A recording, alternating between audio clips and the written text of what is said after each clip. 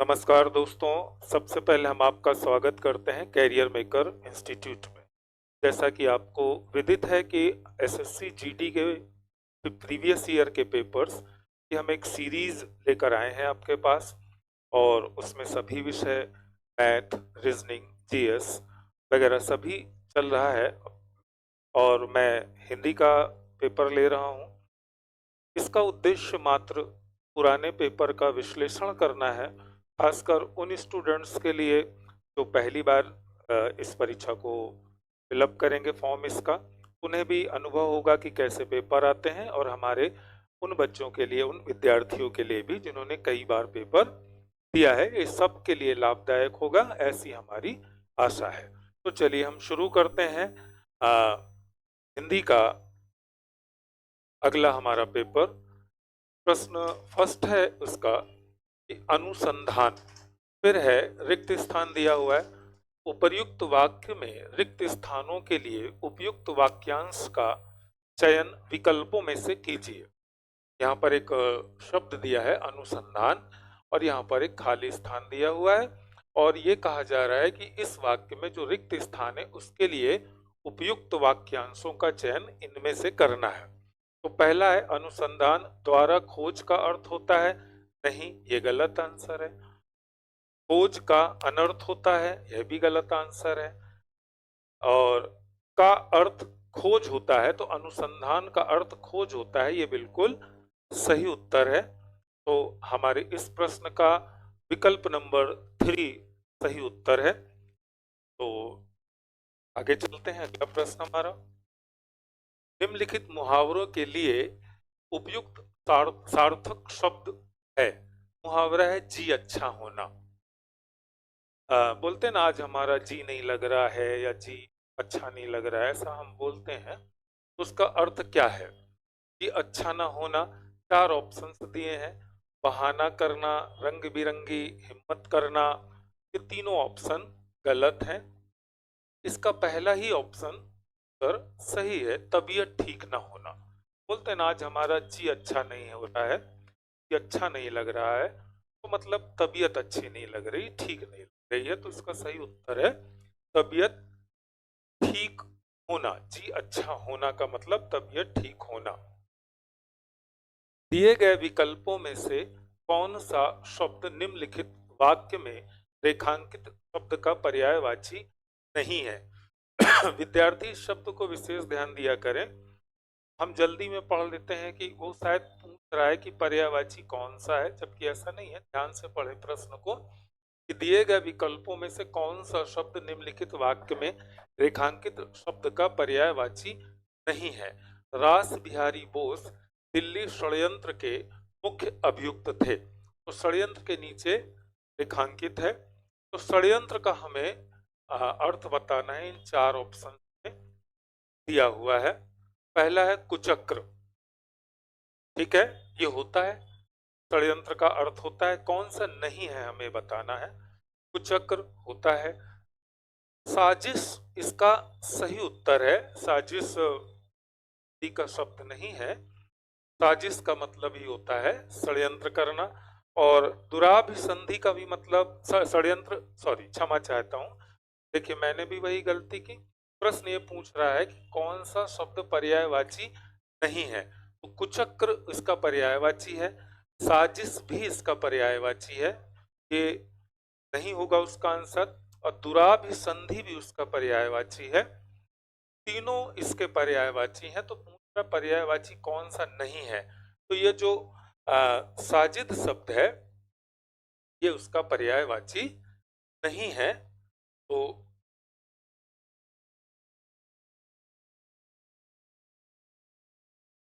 साजिद शब्द, ये उत्तर ये सही होगा आपका, ठीक है, कि षड्यंत्र का पर्यायवाची साजिद नहीं है। साजिद का मतलब होता है सजदा करने वाला। जैसे मुसलमान लोग अपने नमाज पढ़ते समय झुकते हैं ना, उसको कहते हैं सजदा करना। तो सजदा करने वाले को हम साजिद कहते हैं। और कहीं कहीं इसका अर्थ चांद भी मिलता है, ठीक है। तो प्रश्न देखिए, मैं खुद गड़बड़ हो गया था, आप इसे समझ लें कि कौन सा शब्द पर्यायवाची नहीं है। तो कुचक्र इसका पर्यायवाची है, साजिश इसका पर्यायवाची है, दुरभिसंधि इसका पर्यायवाची है, साजिद इसका पर्यायवाची नहीं है। तो आंसर 3 इसका सही है। हमारा अगला प्रश्न है, वाक्यांश और उसके लिए एक शब्द का निम्न में से कौन सा युग्म अशुद्ध है? युग्म माने पेयर, जोड़ा, कौन सा अशुद्ध है? जैसे लाभ पाने की इच्छा, लिप्सा, शुद्ध है। जो किसी से जीता ना जा सके, अजेय, ये भी शुद्ध है। अजेय उसी को कहते हैं जो किसी को किसी से जीता ना जा सके। 7 दिन बाद का समूह, सप्ताह, ये भी सही है। नाप तोलकर खर्च करने वाला मितभाषी, तो ये गलत है। नाप तोल करके खर्च करने वाले को मित व्ययी बोलते हैं, ना कि मित भाषी बोलते हैं। तो ये पूछ रहा है कि कौन सा अशुद्ध है, युग्म अशुद्ध है, तो ये युग्म अशुद्ध है। नाप तोल कर खर्च करने वाला मित भाषी नहीं, मित व्ययी कहलाता है। ठीक है। हमारा अगला प्रश्न है, रिक्त स्थान की पूर्ति उचित कारक चिन्ह से करें। श्याम मीरा खाली स्थान खिलौने लाया। अगर हम करते हैं, श्याम मीरा ने खिलौने लाया, यह शुद्ध है। श्याम मीरा का खिलौना लाया, ये भी अशुद्ध है। श्याम मीरा में खिलौना लाया, ये भी अशुद्ध है। श्याम मीरा के लिए खिलौना लाया, ये बिल्कुल शुद्ध है। तो यही इसका उत्तर होगा, चौथा ऑप्शन के लिए। अगला प्रश्न है, निम्नलिखित वाक्य में रेखांकित खंड के स्थान पर प्रयुक्त होने वाले सबसे उपयुक्त विकल्प का चयन कीजिए। अब इसमें रेखांकित तो नहीं है, लेकिन फिर भी हम कर देते हैं। वह अतिथि सेवा के लिए तत्पर है। ठीक है। वह अतिथि सेवा के तत्पर लिए है, ये प्रश्न है इसका। ये तो गलत है, इसका शुद्ध हमें देखना है कि वह अतिथि सेवा के लिए है तत्पर, ठीक नहीं है। तत्पर के लिए है, ये भी ठीक नहीं है। तत्पर है के लिए, ये भी ठीक नहीं है। के लिए तत्पर है, ये शुद्ध है। ये तो बहुत सामान्य सा प्रश्न है, और इसको हम बोले भी तो हम समझ जाएंगे कि कौन सा सही है। वह अतिथि सेवा के तत्पर लिए है, इसकी जगह होना चाहिए वह अतिथि सेवा के लिए तत्पर है। हमारा अगला, भगवान दिवाकर जीवनदायी हैं। ठीक है। रेखांकित शब्द के लिए एक उचित पर्यायवाची शब्द का चयन कीजिए। तो रेखांकित शब्द है दिवाकर, शशि चंद्रमा का होता है। दिवाकर माने सूर्य होता है। दिवाकर, दिनकर, भास्कर, ये सब सूर्य के पर्यायवाची हैं। तो जैसा कि मैंने बता ही दिया, इसका सही उत्तर सूर्य होगा। ठीक है ना, बिल्कुल सही आंसर है। आगे चले, निम्नलिखित वाक्य में त्रुटि पहचाने। गलत कहाँ है? मैंने हाथ जोड़ दिया, समझ गए होंगे आपकी कहाँ गलती है। मैंने हाथ जोड़ दिया, दिया ना कि दिया, तो बड़ी की मात्रा है, नहीं होनी चाहिए, यहाँ पर अशुद्ध है ये। ठीक है। मैंने, हाथ और जोड़, ये तीनों सही है। दिया गलत है, इसकी जगह पर होना चाहिए दिया। मैंने हाथ जोड़ दिया। हमारा अगला प्रश्न है, निम्नलिखित में से शुद्ध वाक्य हैं। बहुत लोग एक साथ दौड़ पड़े। बहुत लोग एक साथ दौड़ पड़े कुछ लोग एक साथ दौड़ पड़े, और बहुत लोग एक साथ दौड़ पड़े। तो देख रहे हैं इसमें यहाँ पर मिस्टेक है, ईक नहीं होता। यहाँ पर मिस्टेक है, ईक नहीं, दौड़ नहीं होता है। यहाँ पर मिस्टेक है, सथ नहीं होता है। तो सही क्या है?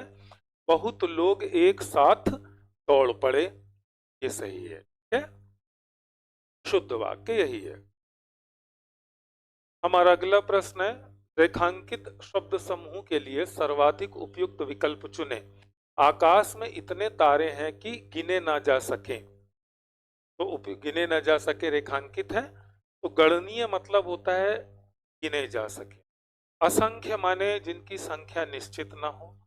अनगिनत माने जिनको गिना ना जा सके। देखिए उसका उत्तर निकल आया, यही है उत्तर उसका।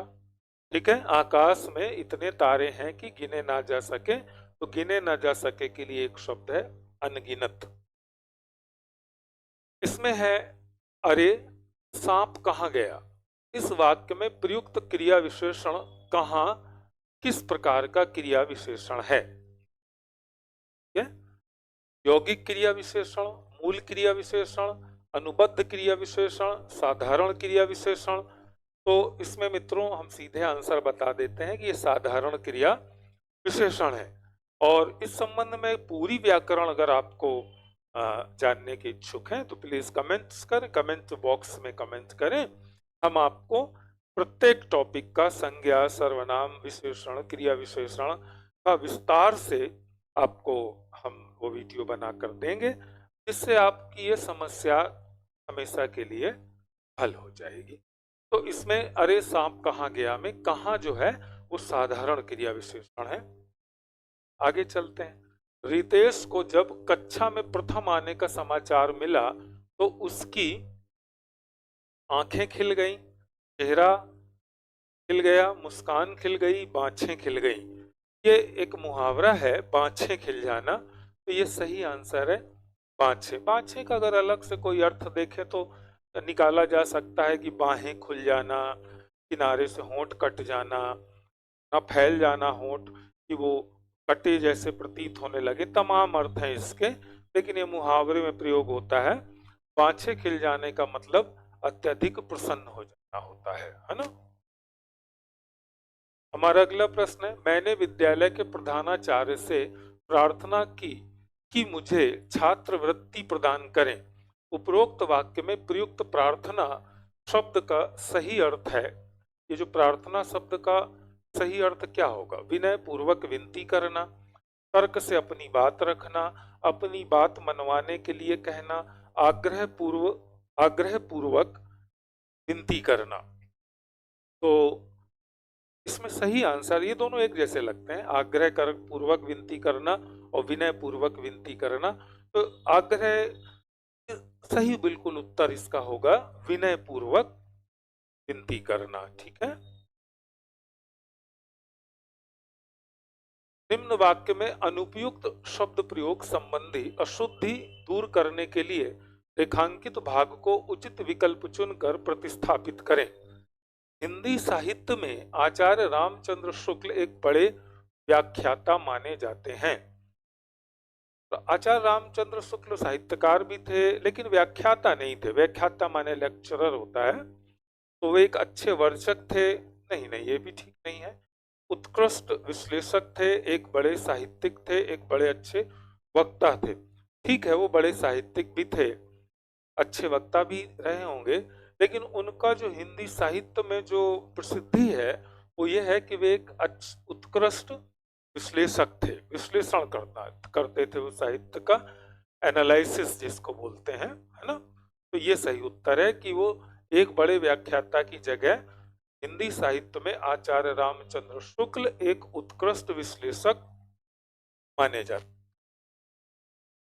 हमारा अगला प्रश्न है, निम्न में से कौन सा जल शब्द का पर्यायवाची है? ध्यान रखना, पूछ रहा है कौन सा है। तो अंबुधि, अंबुधि माने समुद्र होता है, ये उसका पर्यायवाची नहीं है। नीरज कमल को कहते हैं, बारिज कमल को कहते हैं। नीर, नीर इसका सही उत्तर है, वो जल का सही पर्यायवाची नीर होगा।